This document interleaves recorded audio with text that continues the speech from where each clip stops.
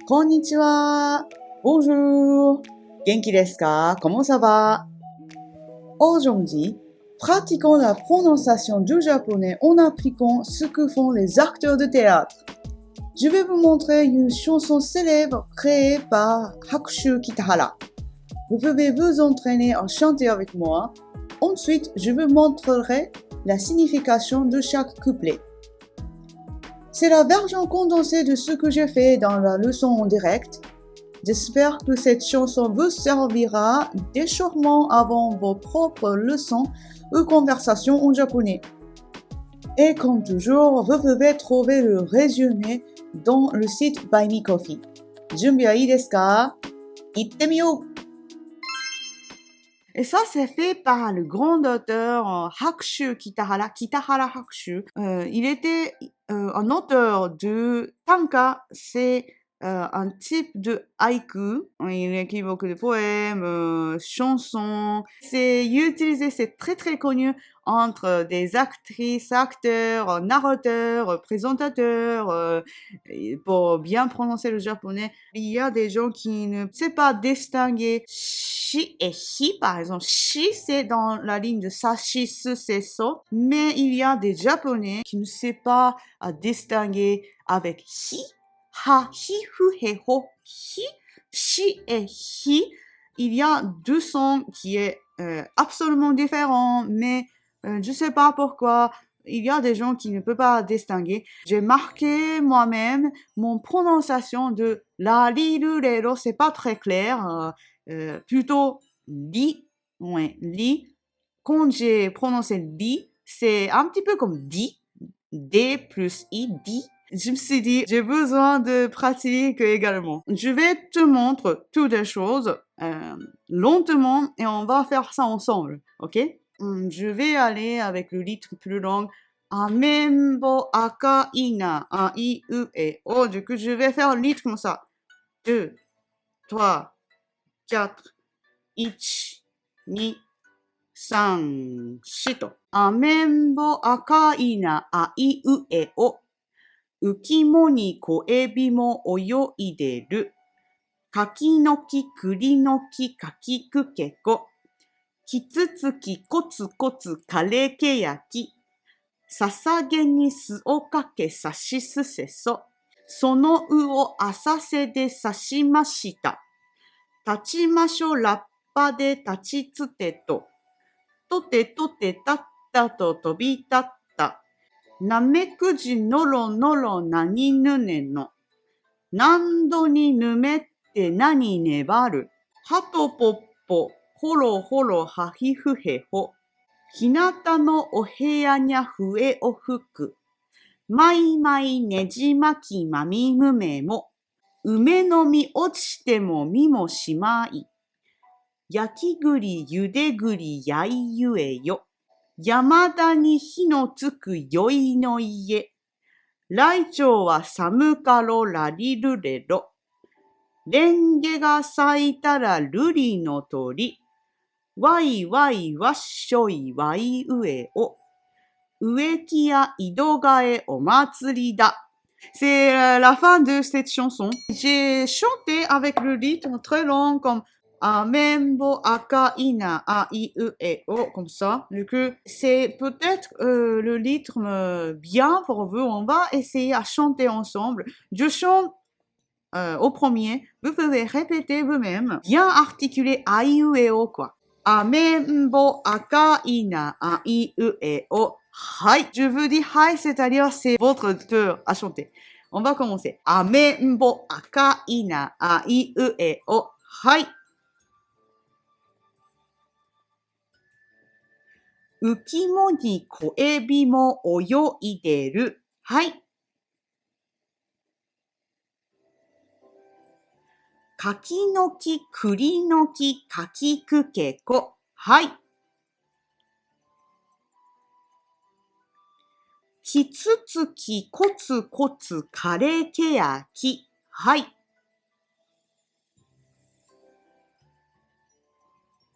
ささげに酢をかけさしすせそ。はい。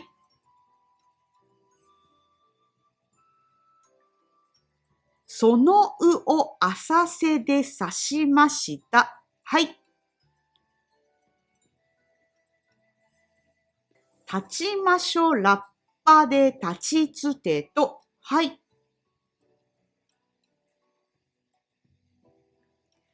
とてとてたったと飛び立った。はい。なめくじのろのろなにぬねの。はい。何度にぬめって何粘る。はい。はとぽっぽ、ほろほろはひふへほ。はい。ひなたのお部屋にゃ笛を吹く。はい。まいまいねじまきまみむめも。はい。梅の実落ちても実もしまい。はい。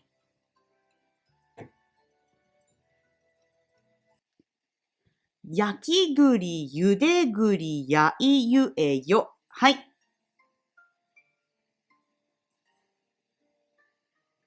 山田に火のつくよいの家。はい。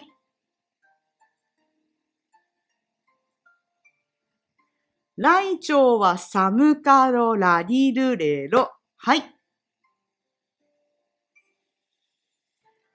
レンゲが咲いたら瑠璃の鳥。はい。わいわいわっしょいわいうえお。はい。植木や井戸替えお祭りだ。はい。Voilà, bon travail. Maintenant, trouvons les significations de cette chanson. N'oublie pas de liker et vous abonner à ma chaîne. Itemio. Du coup, il y a beaucoup de jeux de mots et pas beaucoup de sens, quoi. Et le premier, Amembo akaina aiueo. Amembo, ça c'est le patineur des tongs. Akai, c'est rouge. Na, c'est juste pour montrer notre sentiment. Ah, c'est rouge, quoi. Patinant des tongs est rouge. Aiueo. Ce chant-là est pour pratiquer la prononciation ou peut-être pour des enfants à mémoriser 50 sons de japonais. Il a mis beaucoup de aiueo kakikukeko, quoi. Ukimo, c'est la algue flottante. Koebi, il y a ebi là-bas. Ebi, c'est-à-dire crevette. Koebi, c'est une petite crevette. Peut-être c'est au pluriel, on ne sait pas. Oyo ideru oyogu. Est-ce que vous savez la signification de oyogu? C'est nager. Oyoideru, c'est en train de nager. Progressif. Progressive pour décrire la scène. Donc, une ou des petites crevettes nagent, mais c'est ce qu'on voit. Et c'est ce qu'il fait maintenant. C'est pour ça que on utilise le progressif. Et ensuite, kaki no ki, kuri no ki. Kaki no ki no, c'est toujours des. Du coup, kaki no ki. Kaki, c'est kaki, le fruit de kaki. Kuri, c'est châtaignier ou marron. On ne distingue pas entre châtaigne et marron. Que kaki no ki, le bois de kaki, le bois de châtaignier, kaki kukeko. Ensuite, kitsutsuki, kotsu. Kitsutsuki, c'est le pivert, les oiseaux. Kotsu, c'est onomatopée pour taper quelque chose dur, en fait. Soit c'est le son de le pivert qui tape le bois, kotsu, ça c'est onomatopée. Ou soit on utilise comme adverbe, kotsu, gambaru. Dans ce cas-là, ce kotsu, c'est onomatopée également adverbe, c'est-à-dire on fait des efforts petit à petit, tous les jours. Ça c'est kotsu. Et kare keaki. Keaki, c'est le nom de l'arbre de Zirokuwa du Japon. Kareru, c'est mourir, mais c'est pour l'arbre quand il n'y a pas beaucoup de l'eau. Quand il fait trop chaud, trop froid, quand l'arbre perd le couleur, perd l'énergie. Les Japonais ont une image dans notre tête. quand on voit quelque chose sans l'eau, c'est kareru. Et sasage ni su o kake. Et sasage, c'est un deux types de soja. C'est pas vraiment un soja, mais c'est dans la famille de soja. Su, c'est vinaigre. Kakeru, c'est versé. Sono uo, c'est la même avec sakana.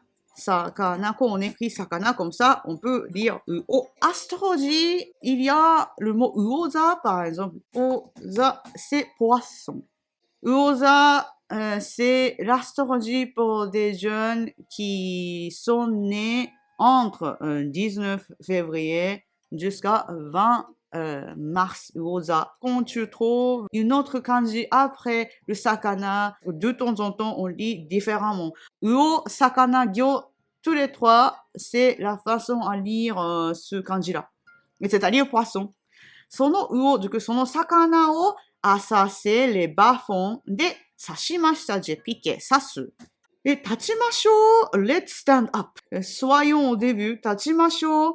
ラッパで、ラッパc'est trompette, trompette. Vous trouvez le D, ça signifie que ラッパc'était utile. ラッパで立ちましょう, c'est hyper bizarre. C'est comme on utilise les trompettes, deux trompettes à chaque côté et on utilise ça pour être au début. Ensuite, tote, tato, tobi, tata. Du coup, c'est juste un jeu de mots.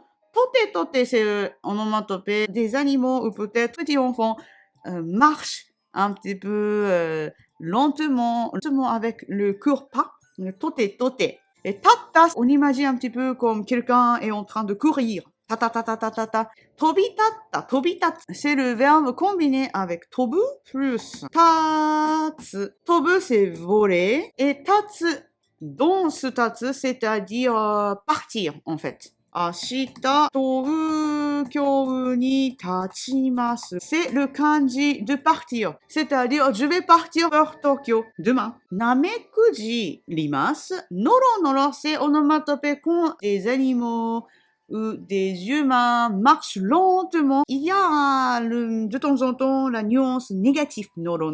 Nando ni numete nani nebaru. Nando, j'ai cherché le mot également parce qu'on n'utilise plus dans une maison japonaise traditionnelle. Il y a quelque chose qui s'appelle nando. C'est un petit peu comme walk-in closet.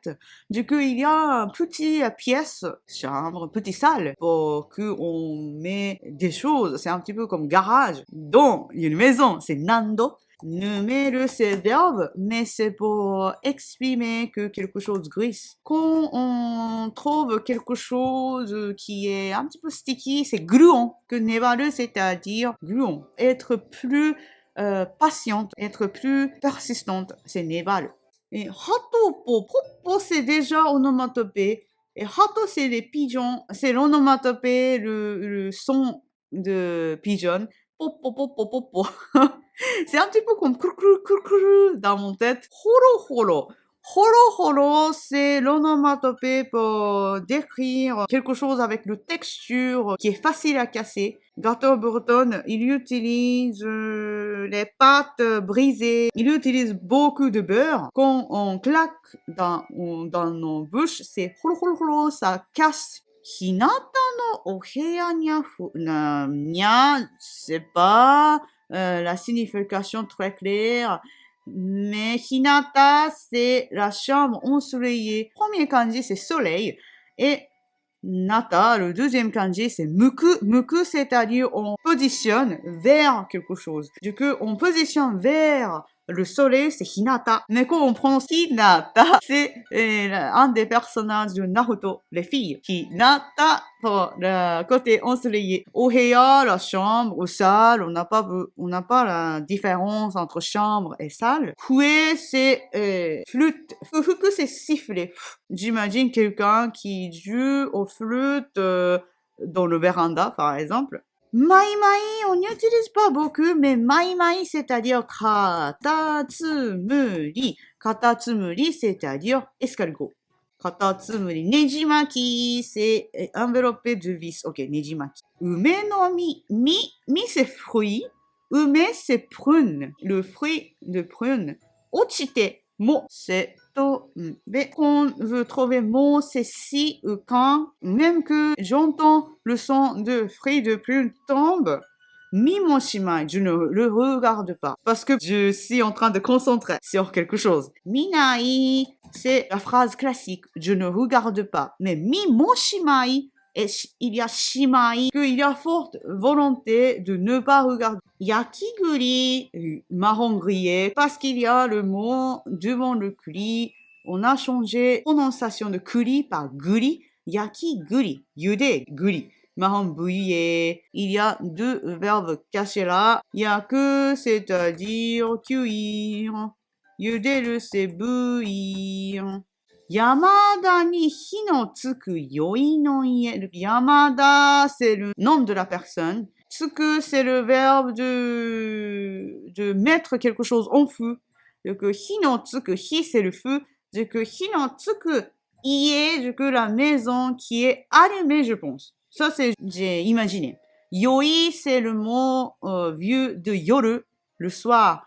Du coup, l'électricité. Maintenant, c'est l'électricité, mais peut-être dans l'époque là où Kitahara Hakushu était là, c'était avec le gaz, par exemple. Le lampe avec le gaz, peut-être. Et allumé dans la maison de Yamada, la maison la nuit. Raicho, c'est des oiseaux, les tétras.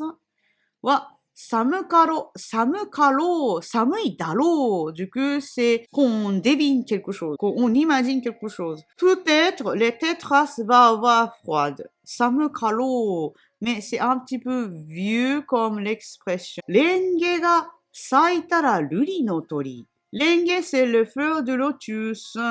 Saku, on utilise le verbe de saku pour le fleur, mais flourish en anglais, je pense. Fleurir, fleurir. Là, conditionnel japonais, donc si les fleurs de lotus ont fleuri, mais il n'y a pas beaucoup de sens parce que il n'y a pas l'action, c'est juste Ruri no tori, l'oiseau bleu foncé. Ruri, c'est le couleur de bleu foncé, le mot un petit peu poétique. Je voudrais montrer le kanji pour ça, c'est hyper beau. On écrit comme ça, Ruri. Je pense que ce kanji est très beau. C'est bleu foncé japonais. Wai wai, washoi wai ue o. Wai wai, c'est l'onomatopée quand on s'amuse, quand l'événement a beaucoup d'énergie, quand il y a beaucoup de bruit, des personnes là, bonne ambiance, c'est wai wai. Et washoi, c'est l'onomatopée qu'on utilise dans le fête traditionnel de japonais. On porte quelque chose qui s'appelle mikoshi. On utilise le kanji avec la voiture, c'est pour ça que je vous ai dit voiture. Mais à la base, c'est grande boîte carrée. On porte ça dans notre tête et on dit washoi, washoi. Ça lié de la religion Shinto et on porte le grand bois, c'est la voiture pour des dieux, quoi. Pourquoi? Parce que le dieu est toujours dans le sanctuaire. Et quand on fait le fête, on appelle le dieu, venez s'il vous plaît. Et on porte le dieu dans la voiture et on fait la marche. On fait la marche avec beaucoup de personnes. On fait le marching. Et on dit washoi, washoi pour, comme on dit, donner tout. Pour donner toute notre énergie pour porter les dieux, la voiture de Dieu, mikoshi. C'est typiquement des hommes forts qui portent le mikoshi avec 5 ou 6 personnes, ça dépend de la taille du mikoshi. Et on dit washoi, washoi. Uekiya, ya, quand vous entendez ya, c'est le magasin, par exemple, honya. Hon, c'est-à-dire livre, et ya, c'est-à-dire magasin. Du coup, honya, c'est-à-dire librairie. Et ueki, c'est les plantes. Du coup, uekiya, c'est-à-dire les jardiniers. Ido gae, ido, c'est le puits. Et gae, c'est kaeru, changer. Du coup, il a changé le puits. Et omatsuri-da, c'est en fête. Organisons un festival. C'est hyper bizarre. Voilà, c'est la fin de chanson. Du coup, j'ai expliqué tout de la signification, tout de le point de grammaire. Voilà, どうでしたか? Que pensez-vous de cette chanson? Comme je l'ai dit, cette chanson est pleine de jeux de mots et montre très bien le rythme de la langue japonaise. Regardez cette vidéo plusieurs fois pour bien prononcer le japonais. Je fais des sessions en direct le week-end, alors passez me voir si vous êtes libre. 最後まで見てくれてありがとうございます。Merci d'avoir regardé cette vidéo jusqu'à la fin. Passez de bonnes vacances. また次のレッスンでお会いしましょう。またね